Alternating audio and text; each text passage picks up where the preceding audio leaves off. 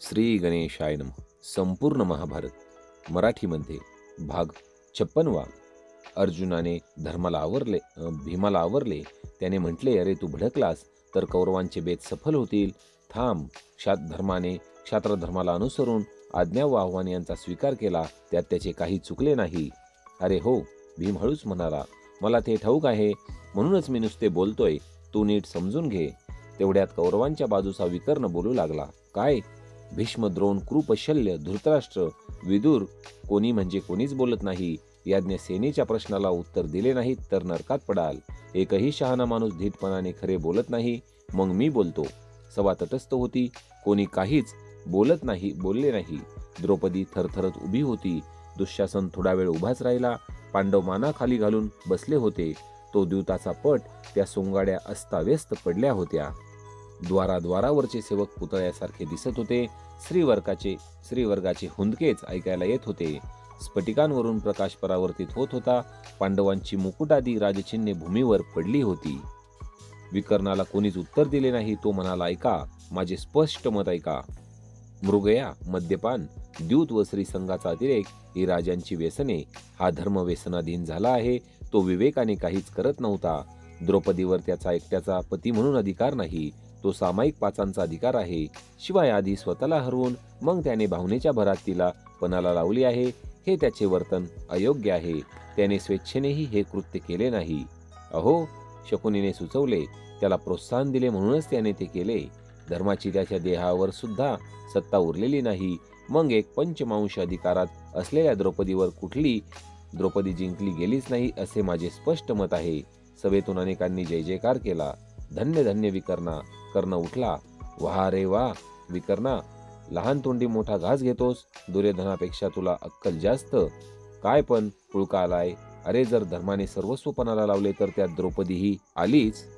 ती वेगळी कुठे राहिली? ज्यांची ती पत्नी आहे त्यांनी ती जिंकली आहे असेच मानले आहे. मी तू मोठा शहाणा आलास. अरे, देवादिकांपासून मानवांना जो नियम घातलेला आहे तो मोडून ही बाई 5 नवऱ्यांशी संबंध ठेवते. तिला काय सती म्हणावे की कुलटा? तिला सभेत यायला म्हणे लाज वाटते. म्हणे एक वस्त्र आहे. दुःशासना, या पोराच्या वटवटीकडे काय लक्ष देतोस? हो पुढे. या पांडवांनी अजूनही उत्तरीय वस्त्रे ठेवली आहेत. घे ती हिसकावून. द्रौपदीला सोडू नको. घे तिचे वस्त्र ओढून. अयोनिजा आहे म्हणे, दिव्य जन्म आहे म्हणे. काय करते पाहूया. कर्णाचा क्रोध व चीड भयंकर होती. द्रौपदीवर तर त्याचा भयंकर राग होता. स्वयंवरात तिने त्याचा धिक्कार केला होता ना. आता कोण सोडवतो तिला तेच तो पाहणार होता. सोडवणार होता. द्रौपदीला विवस्त्र करायला दुःशासनाच्या हातांना त्याने जणू शक्ती दिली. पांडवांनी आपली उंची व उत्तरीय वस्त्रे कोणाचाही हात लागण्याच्या आधी काढून ठेवली. आता आणखी कशाचा निग्रह करायचा? सर्वस्व गेले होते. द्रौपदीच्या वस्त्रालाच दुःशासनाने हात घातला. तिचे 5 धुरंधर देवसदृश्यपती होते, पण तिला कोणी सोडू शकत नव्हता. भिरभिर दृष्टीने तिने 8 दिशांना पाहिले. साऱ्या मानवी आकृती, ती सभा, ते रत्नस्तंभ, ती सिंहासने, ते मुकुटधारी राजे, ती स्फटिक भूमी, ते चित्रयुक्त छत, सगळे गरगर फिरू लागले. तिच्या दृष्टीला कोणीच दिसेनासे झाले. सारी शक्ती एकवटून ती मनातल्या मनात कृष्णाचा धावा करू लागली. दुःशासनाचा वस्त्राकर्षण करणारा हात तिने जीवाच्या कराराने थोपून धरला होता. खांद्यावरून वस्त्र घट्ट लपेटून दोन्ही हातांनी धरून ठेवले होते. दुःशासन वारंवार वस्त्राला हात घालत होता. ती अडवत होती. किती वेळ टिकणार होती तिची धडपड? केशवा धाव, गोविंदा द्वारकाधीशा, गोपीजन प्रिया कृष्णा धाव रे धाव. मी तुझी बहीण या कौरवांच्या तडाख्यात सापडले रे. हे नाथ, हे प्रजानाथ, हे व्रजपते कृष्णा, सोडव. या कौरव सागरात मी बुडाले रे. तू विश्वव्यापी आहेस. तू ऐकत नाहीस का माझी हाक? मला कोणीच नाही रे. मला कोणीच नाही. सर्वस्वी शरण आहे. तुला शरण आले. द्रौपदी अविरत कृष्णांचा धावा करू लागली. दोन्ही हातात आपले कमलमुख लपवून ती मोठमोठ्याने रडू लागली. तिचा हृदयद्रावक करुण स्वर द्वारकेत कृष्णांच्या हृदयात उमठू लागला. साधुजन हो, सर्वस्व हरवलेला जीव प्रभूला पूर्ण शरण गेला. अभिमान गळाला होता. कुणाचा म्हणजे कुणाचा आधार उरला नव्हता. हे करुणाघना भक्तवत्सला, हे आर्तनाथा, धाव धाव धाव आता. दुमदुमणारा तो आर्त स्वर ऐकत होते सभाजन, पण हृदयापर्यंत पोहोचला कृष्णाच्या आणि भक्तांचा दास तो भगवान कृष्ण त्या ठिकाणी सूक्ष्म रूपाने अवतीर्ण झाला. त्यावेळीच दुःशासनाने द्रौपदीच्या वस्त्राला हिसकून तिला भूमीवर पाडले. तो वस्त्र ओढू लागला, पण वस्त्र सुटत नव्हते. वस्त्र सुटत होते तितकेच ते आत उरत होते. चेवाने त्वेषाने तो वस्त्र ओढीत होता. वस्त्र संपत नव्हते. द्रौपदीचे शरीर उघडे होत नव्हते. एकच एक वस्त्रातून इतक्या लांबीचे वस्त्र निघत होते की दुःशासन ओढता ओढता थकून खाली बसला. वस्त्रांचा ढीग कौरव सभेच्या मध्यभागी पडला होता. धृतराष्ट्र आंधळा होता. सभेतून ध्वनीच येत नव्हता कसलाही. फक्त द्रौपदीचे रडणे, बेशुद्धीत असल्यासारखे कृष्ण कृष्ण असे बडबडणे, पुटपुटणे आणि त्या म्हाताऱ्या राजाला राहावेना. काय झाले विदुरा? त्याने हळूच विचारले. गप्प रहा. इथे काय चालले आहे ते पाहायला तरी तुला डोळे हवे होते रे. नाही तुझ्या भाग्यात, विदुर म्हणाला. दुःशासन हताश झाला. सभेतून एकच ध्वनी उठला. धन्य धन्य पांचाली. भीम यावेळीच गर्जना करत उठला.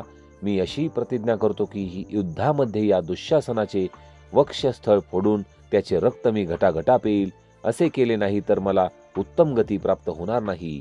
त्याची भयंकर प्रतिज्ञा ऐकून सर्वांच्या हृदयाचा थरकाप उडाला. दुःशासन जो मटकन खाली बसला होता तो बसलाच होता. त्याचा सभेने धिक्कार केला. सर्वजण गडबड करू लागले. द्रौपदीच्या बाबतीत जो चमत्कार झाला त्यामुळे सर्वांचे डोळे उघडले होते. पण विदुराने सर्वांना गप्प केले.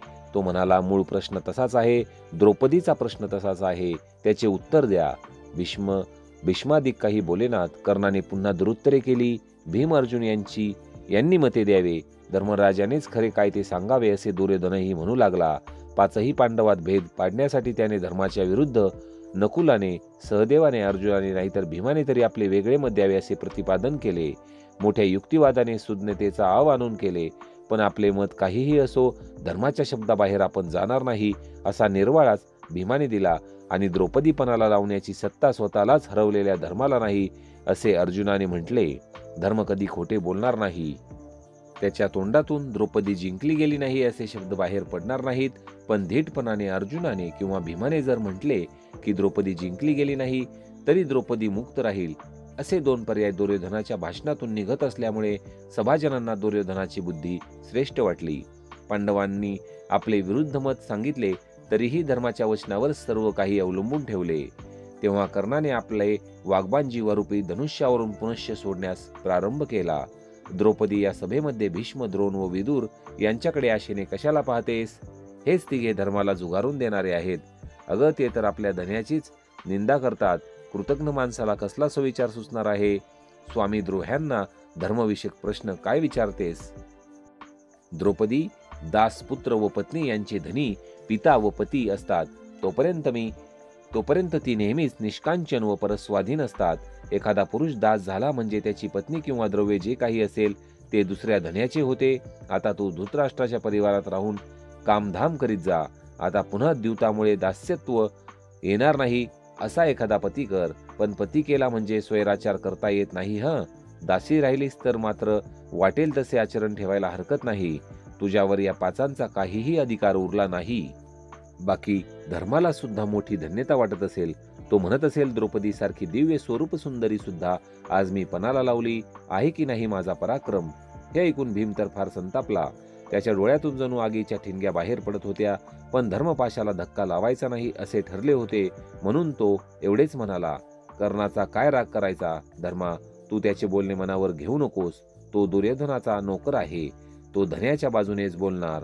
तू जर द्रौपदीपणाला लावली नसतीस तर तू असे बोललाच नसता. उर्वरित कथा श्रोते हो भाग 57 मध्ये.